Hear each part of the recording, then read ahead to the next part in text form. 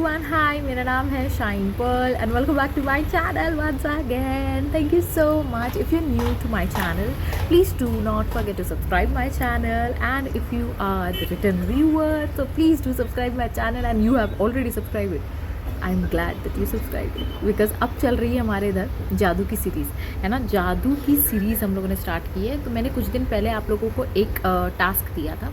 उस टास्क को मैंने कहा था कि आपको फॉलो करना है ना. उसमें क्या था, आपको हर दिन, ठीक है, समय के साथ में बता रही हूँ, हर दिन आपको एक 10 लिस्ट बनानी है जिनके लिए आप जेन्युइनली मतलब अंदर से, आपके अंदर से फीलिंग आ रही है, तो जेन्युइनली ग्रैटिट्यूड फील करते हो. Let it be your house, let it be your car, your job, your husband, your partner, your life और व्हाटएवर, लेकिन जेन्युइननेस के साथ, ठीक है. चीटिंग नहीं करना है, अपने आप के साथ आपको सच होना पड़ेगा. क्योंकि अगर आपको ज़िंदगी बदलनी है तो सच्चाई का रास्ता पकड़ना पड़ेगा. मुझे कि ये लाइन ना बड़ी अच्छी लगती है और मैं आप लोगों के साथ शेयर करना चाहती हूँ. मैंने इसका लिंक नहीं दिया था, आई एम रियली सॉरी. अगर आप चाहते हो तो प्लीज़ डू कमेंट, मैं आपको लिंक प्रोवाइड कर दूँगी डिस्क्रिप्शन में. क्या आप जादू में यकीन करते हैं? सबसे पहला ही स्टेटमेंट है ये. क्या आप जादू में यकीन करते हैं? जो लोग जादू में यकीन नहीं करते उन्हें ये कभी नहीं मिलता है. तो ये कहा गया था रोवाल्ड डाल ने, जो कि एक लेखक है. 1916 से 1990 तक के वो उनकी लाइफ थी. तो जो लोग जादू में यकीन नहीं करते, एंड वाकई में जो लोग जादू में यकीन नहीं करते उनके साथ मैजिक मिरेकल्स नहीं हो सकते, क्योंकि वो इतना लॉजिकली चीज़ों को पकड़ने लगते हैं. देखो, logical mind is not a bad mind. सबसे पहले लोगों को दिमाग में ये होता है ना कि अगर हम लॉजिकल नहीं, हम बिल्कुल इम्प्रैक्टिकल हो जाएंगे तो हम अपनी लाइफ को कैसे जिएंगे. बट हर जगह आपको प्रैक्टिकलिटी भी वो चीज़ नहीं दे रही है. मान लो आप छोटे बच्चे थे, कितना आपने प्रैक्टिकल सोच लिया था, लेकिन उस दिन हर दिन उठने पर ये लगता था कि आज मुझे खेलने जाना है, आज मुझे टिफ़िन में क्या मिलेगा, and every day you were excited. अभी मैं राया को देखती हूँ, मैं राया से बहुत चीज़ें सीख रही हूँ. अभी एक बहुत सी छोटी सी बात है, शायद आपने बच्चों में देखी होंगी, आपके अगर खुद के बेबीज़ होंगे तो आपने वो चीज़ नोटिस की होंगी. मैं देखती हूँ वो बंदी किसी भी चीज़ से खुश हो जाती है.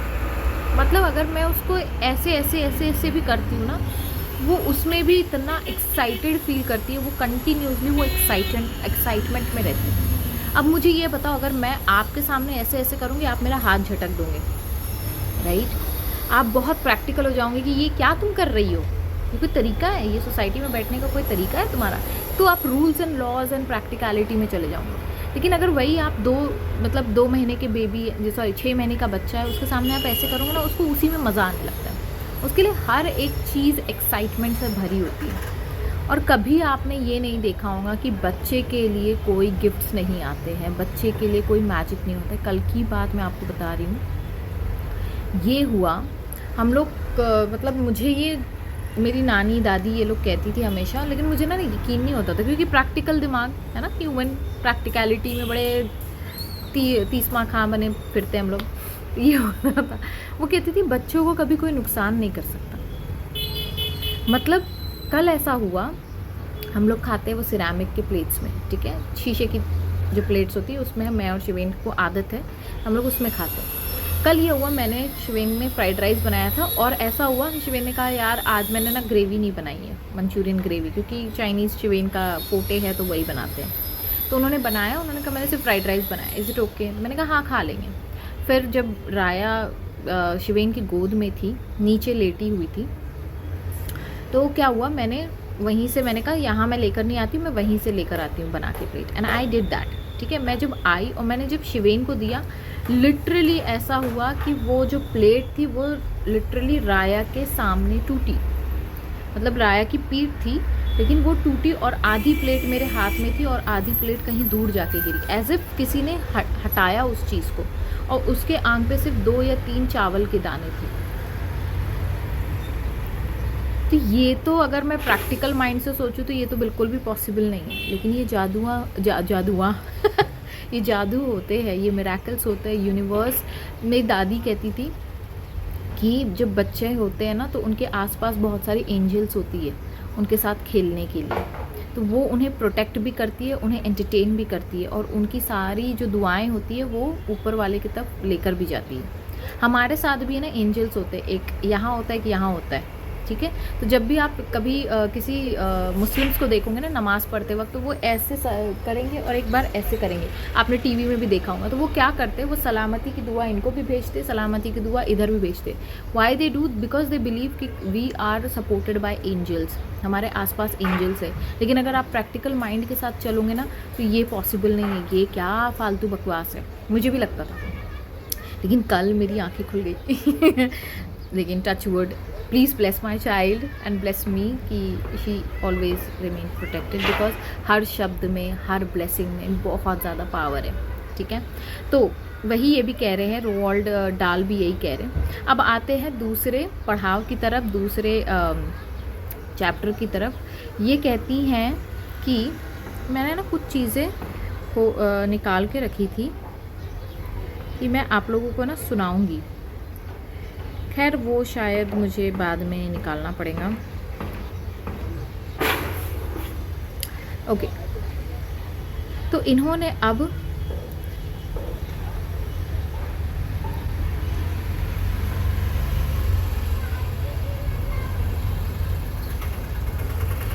ओके ये एक चीज़ मेरे सामने आई, मैं पढ़ना चाहती हूँ आप लोगों के लिए। If you allow me, if you even don't allow me, मुझे क्या पता चलेगा, मैं पढ़ लेती हूँ ओके, जादुई फॉर्मूला उन्होंने कहा। रोंडा ब्रायन लिखती हैं, जानबूझकर जादुई शब्द धन्यवाद सोचे और कहे, ठीक है। आप जानबूझकर जादुई शब्द धन्यवाद जितना अधिक सोचते हैं और कहते हैं, आप उतनी ही अधिक कृतज्ञता महसूस करते हैं।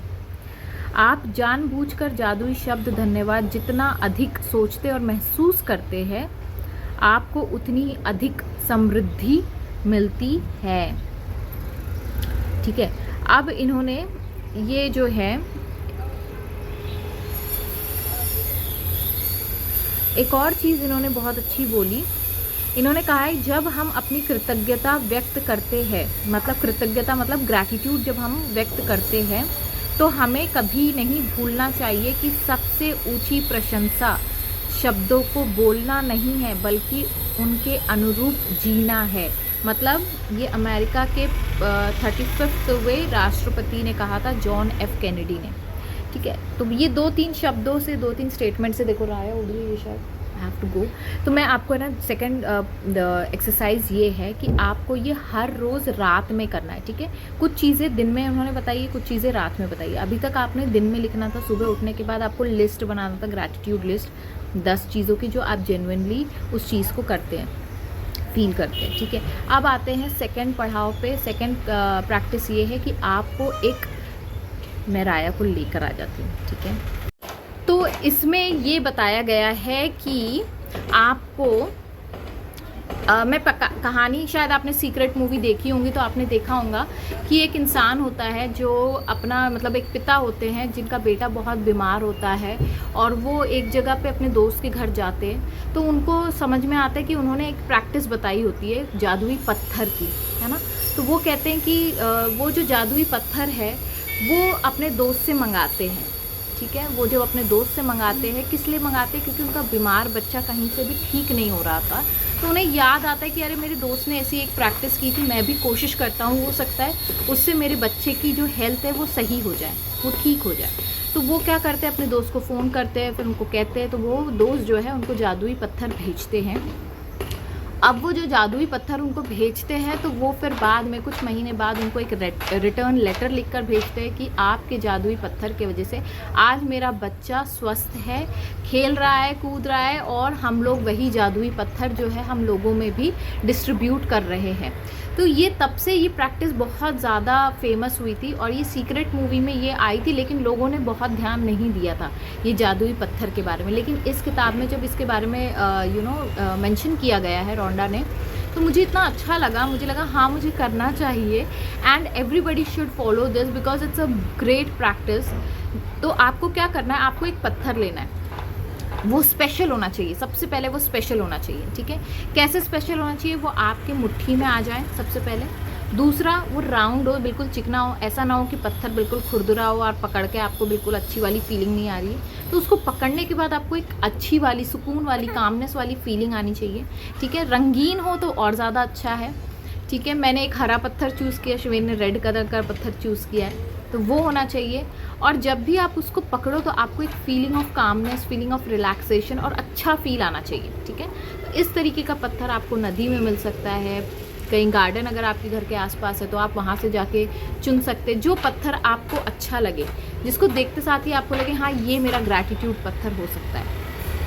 तो आपको क्या करना है, आपको वो पत्थर लेना है। आपको वो पत्थर लेने के बाद उसको हर रोज़ रात में सोने से पहले, ठीक है, आपको उसको पकड़ना है और हर वो चीज़ के बारे में सोचना है जो आज अच्छा हुआ है, प्लस इसके साथ साथ आपके साथ जो सबसे बेहतर हुआ है आज के दिन में।